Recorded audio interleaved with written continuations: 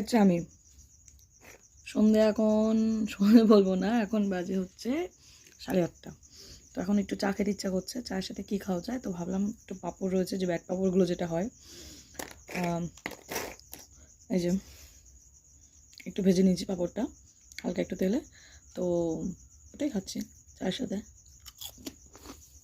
আর আমার বুলুকে ডাকছে এবার, দেখো বুলু কেমন খায় পাঁপড়। বুলু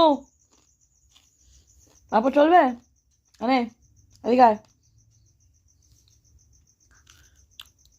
আসছো? হ্যাঁ, ও আর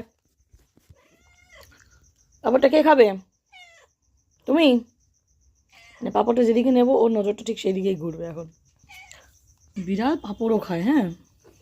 এটা হচ্ছে আমার ছোচা বিড়াল একটা, এই যে ছুচু বিড়াল একটা, ছুচু পাঁপড়ও খায়। দেখি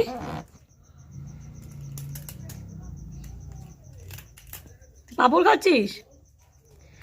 ওই রে, এই যে এনে একটা নিবি?